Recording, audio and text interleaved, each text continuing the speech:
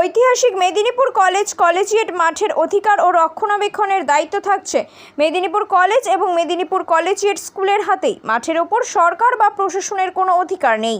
খেলা ছাড়া অন্য কোনো কাজে এই মাঠ ব্যবহার করা যাবে না। কোনো রাজনৈতিক অনুষ্ঠান বা মেলা, কিছু ব্যতিক্রমী কর্মসূচি ছাড়া প্রভৃতির জন্য সরকার বা প্রশাসন এই মাঠ আর ব্যবহার করতে পারবে না। শুধুমাত্র খেলাধুলার ক্ষেত্রে কলেজ কলেজিয়েট কর্তৃপক্ষের অনুমতি নিয়ে ব্যবহার করতে পারবে। শুক্রবার বিকেলে মেদিনীপুর জেলা আদালতের সাম্প্রতিক নির্দেশনামা হাতে নিয়ে ঠিক এমনটাই জানিয়েছেন মেদিনীপুর কলেজের ভারপ্রাপ্ত অধ্যক্ষ ডক্টর সত্যরঞ্জন ঘোষ।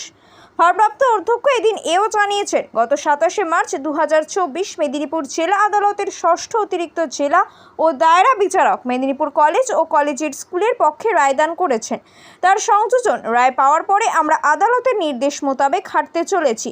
এই মাঠ খেলাধুলা ছাড়া অন্য কোনো কাজে ব্যবহার হোক, আমরা তা চাইছি না। আদালতও সেই নির্দেশই দিয়েছে।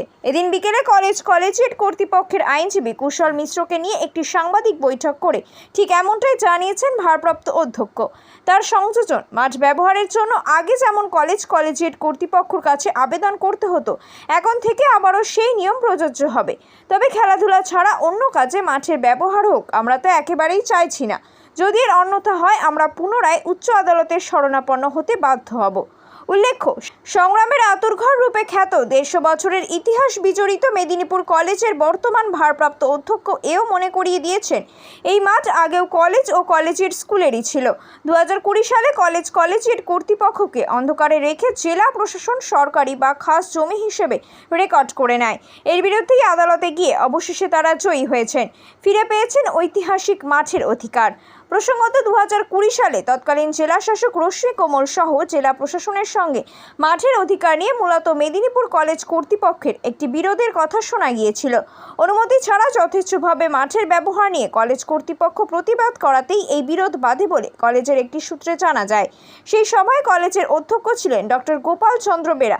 এরপরে 2020 সালের ফেব্রুয়ারি মাসের পর প্রশাসনের তরফে মাঠের রেকর্ড করে নেওয়া হয় বলে দাবি। কলেজ কর্তৃপক্ষ তা জানতে পারেন তথ্যের অধিকার আইন বা আরটিআই এর মাধ্যমে। এরপর বিষয়টির জল গড়ায় আদালত অবধি। আপাতত আদালতের রায় তারা এবং আপামর মেদিনীপুরবাসী নিশ্চিন্ত বলে জানিয়েছেন ভারপ্রাপ্ত অধ্যক্ষ ডক্টর ঘোষ।